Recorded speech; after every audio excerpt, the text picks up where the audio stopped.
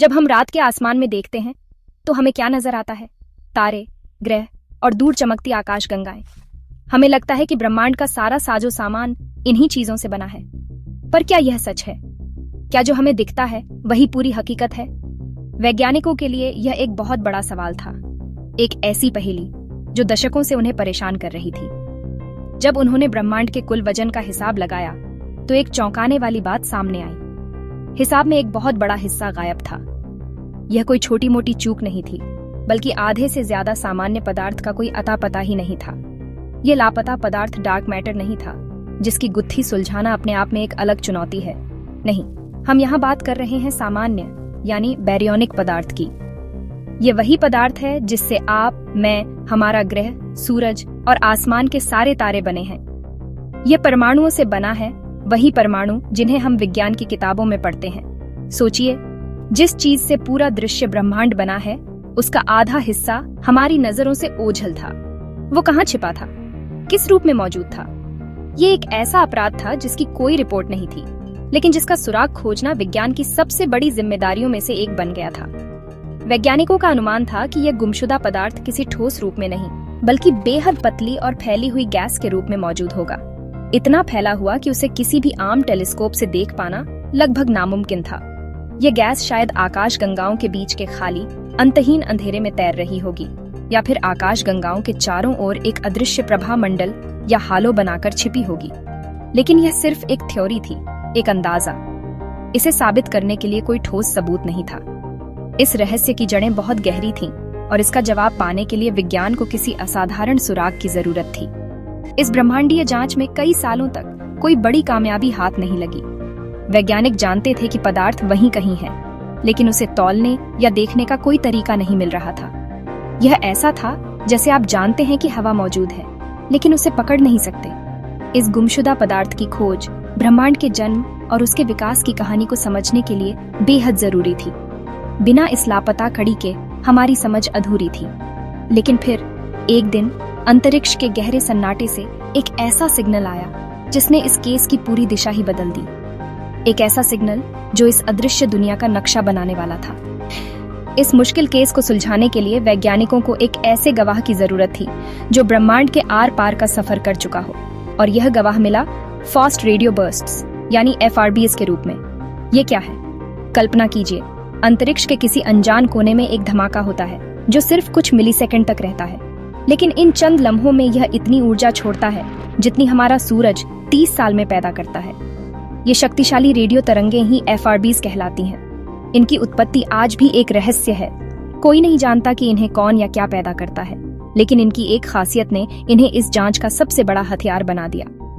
ये FRBs अरबों प्रकाश वर्ष दूर से चलकर हम तक पहुंचते हैं। अपने लंबे सफर में ये ब्रह्मांड के उन इलाकों से गुजरते हैं जहां कुछ भी नजर नहीं आता, यानी आकाश गंगाओं के बीच का खालीपन। वैज्ञानिकों ने सोचा, अगर यह गुमशुदा पदार्थ इसी खाली जगह में फैला हुआ है तो इन रेडियो तरंगों को उससे टकरा कर आना होगा। ये वैसा ही है जैसे धुंध में गाड़ी की हेडलाइट की रोशनी बिखर जाती है। वैज्ञानिकों का दांव इसी बिखराव पर था। उन्होंने FRBs को एक तरह का ब्रह्मांडीय स्कैनर बना लिया, जो उस अदृश्य पदार्थ को देख सकता था जिसे हमारी आंखें या टेलीस्कोप नहीं देख सकते। इस काम को अंजाम देने के लिए दुनिया की सबसे ताकतवर रेडियो वेधशालाओं को एकजुट होना पड़ा। इनमें सबसे प्रमुख था कैलिफोर्निया स्थित कैलटेक का ओवेंस वैली रेडियो ऑब्जर्वेटरी, जिसके डीप सिनॉप्टिक एरे ने कई महत्वपूर्ण FRBs का पता लगाया। इसके अलावा ऑस्ट्रेलिया की ASKP वेधशाला ने भी इस खोज में अहम भूमिका निभाई। इन रेडियो टेलीस्कोप का काम था आसमान को लगातार सुनना, और जैसे ही कोई FRB का सिग्नल आए उसे तुरंत पकड़ लेना। लेकिन सिर्फ सिग्नल पकड़ना काफी नहीं था। असली चुनौती यह पता लगाना थी कि वह सिग्नल आसमान के किस हिस्से से और कितनी दूर से आ रहा है। इसके लिए हवाई में स्थित WMKK ऑब्जर्वेटरी और पालोमार ऑब्जर्वेटरी जैसे ऑप्टिकल टेलीस्कोप की मदद ली गई। जैसे ही एक रेडियो टेलीस्कोप किसी FRB को पकड़ता, वह तुरंत दूसरे टेलीस्कोप को उस दिशा में देखने का अलर्ट भेजता। यह एक बेहद जटिल और समय पर निर्भर प्रक्रिया थी। वैज्ञानिकों की टीमें दिन रात काम करती ताकि उस एक लम्हे को पकड़ सकें जब FRB की मेजबान आकाशगंगा की पहचान हो सके। इसी तालमेल और तकनीक के दम पर वैज्ञानिकों ने एक एक करके सबूत जुटाने शुरू कर दिए, जो ब्रह्मांड के सबसे बड़े रहस्यों में से एक पर से पर्दा उठाने वाले थे। वैज्ञानिकों के हाथ में अब हथियार भी था और संदिग्ध जगह भी। अब बारी थी सबूत जुटाने की। जब कोई एफआरबी अरबों प्रकाश वर्ष का सफर करके पृथ्वी तक पहुंचता है तो उसका सिग्नल एकदम साफ नहीं होता। रास्ते में आने वाले पदार्थ, खासकर उस अदृश्य गैस के इलेक्ट्रॉन, रोशनी की रफ्तार पर असर डालते हैं। इसकी वजह से एफआरबी की रेडियो तरंगें थोड़ी बिखर जाती हैं। ऊंची फ्रीक्वेंसी वाली तरंगें थोड़ी जल्दी पहुंचती हैं और नीची फ्रीक्वेंसी वाली तरंगें थोड़ी देर से। ये ठीक वैसा ही है जैसे एक प्रिज्म से गुजरने पर सफेद रोशनी 7 रंगों में बंट जाती है। इस बिखराव के पैटर्न को मापकर वैज्ञानिक ठीक ठीक अंदाजा लगा सकते थे कि सिग्नल और हमारे बीच कितना पदार्थ मौजूद है। इस तकनीक का इस्तेमाल करते हुए टीम ने एक एक करके 69 एफआरबीज का विश्लेषण किया। ये एफआरबीज अलग अलग दूरियों से आए थे, कुछ 1 करोड़ 17 लाख प्रकाश वर्ष तो कुछ 9 अरब 10 लाख प्रकाश वर्ष दूर से। इनमें से एक एफआरबी 20230521b अब तक खोजा गया सबसे दूर स्थित एफआरबी था। हर एफआरबी एक सबूत था। जितनी दूर से कोई एफआरबी आता, उसकी रोशनी उतनी ही ज्यादा बिखरी हुई होती। इस बिखराव और दूरी के रिश्ते ने वैज्ञानिकों को ब्रह्मांड के पदार्थ का घनत्व मापने का एक अचूक तरीका दे दिया। उन्होंने पहली बार उस चीज को तौलना शुरू कर दिया जो अदृश्य थी। अब सारे आंकड़े मेज पर थे। टीम ने हिसाब लगाना शुरू किया कि यह सारा गुमशुदा पदार्थ आखिर है कहाँ।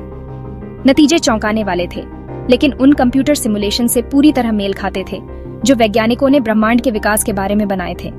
विश्लेषण से पता चला कि ब्रह्मांड के कुल सामान्य पदार्थ का सिर्फ 9% हिस्सा ही आकाश गंगाओं के अंदर तारों, ग्रहों और गैस के रूप में मौजूद है, यानी वो हिस्सा जिसे हम देख पाते हैं। एक बड़ा हिस्सा, लगभग 15%, आकाश गंगाओं के चारों ओर फैले विशाल और अदृश्य हालों में छिपा हुआ है।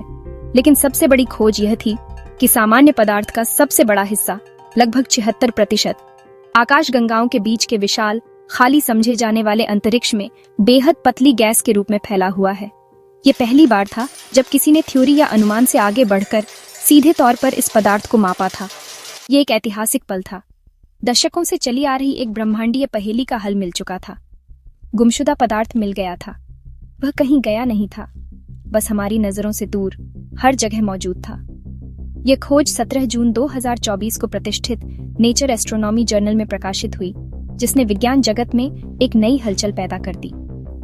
इस खोज ने ब्रह्मांड के बारे में हमारी समझ को हमेशा के लिए बदल दिया है। यह सिर्फ एक लापता चीज को ढूंढ निकालने जैसा नहीं है, बल्कि यह इस बात की पुष्टि है कि ब्रह्मांड के विकास को लेकर हमारे मॉडल और सिद्धांत सही दिशा में हैं। दशकों से वैज्ञानिक कंप्यूटर सिमुलेशन के जरिए यह अनुमान लगा रहे थे कि पदार्थ का वितरण कुछ इसी तरह का होना चाहिए, लेकिन अब हमारे पास इसका प्रत्यक्ष प्रमाण है। यह विज्ञान की उस प्रक्रिया की जीत है जिसमें एक सवाल पूछा जाता है, एक परिकल्पना बनाई जाती है और फिर उसे साबित करने के लिए अथक प्रयास किए जाते हैं। इस खोज ने ब्रह्मांड के इतिहास की एक अधूरी कहानी को पूरा कर दिया है। इस कामयाबी ने भविष्य के लिए नए दरवाजे खोल दिए हैं। वैज्ञानिक अब सिर्फ यह नहीं जानते कि पदार्थ कहाँ है, बल्कि वे इसका एक विस्तृत त्रिआयामी नक्शा बनाना चाहते हैं। इसके लिए कैलटेक की टीम एक और भी महत्वाकांक्षी परियोजना पर काम कर रही है, जिसका नाम है DSA 2000। ये नेवाड़ा के रेगिस्तान में बनाया जाने वाला 2000 रेडियो डिश का एक विशाल टेलीस्कोप होगा। जब यह तैयार हो जाएगा तो यह आज के मुकाबले कई गुना ज्यादा संवेदनशील होगा। यह हर साल हजारों एफआरबीज को खोजने और उनकी सटीक जगह बताने में सक्षम होगा, जिससे ब्रह्मांड का अब तक का सबसे विस्तृत नक्शा तैयार किया जा सकेगा। DSA 2000 जैसी परियोजनाओं के साथ हम न सिर्फ ब्रह्मांड के कॉस्मिक वेब को देख पाएंगे, यानी उस महीन धागों जैसी संरचना को जिससे आकाश गंगाएं जुड़ी हैं, बल्कि हम एफआरबीज के रहस्य को भी सुलझाने के करीब पहुंच सकते हैं। हर नया एफआरबी हमें उस अदृश्य दुनिया के बारे में और ज्यादा बताएगा। यह खोज हमें याद दिलाती है कि विज्ञान सिर्फ तथ्यों का संग्रह नहीं है, बल्कि यह जिज्ञासा, धैर्य और सहयोग की एक मानवीय कहानी है। यह हमें प्रेरणा देती है कि सबसे बड़े रहस्य भी सुलझाए जा सकते हैं, अगर हम सही सवाल पूछें और जवाब खोजने के लिए दृढ़ रहें। आज हम जानते हैं कि ब्रह्मांड हमारी सोच से कहीं ज्यादा भरा हुआ और जुड़ा हुआ है।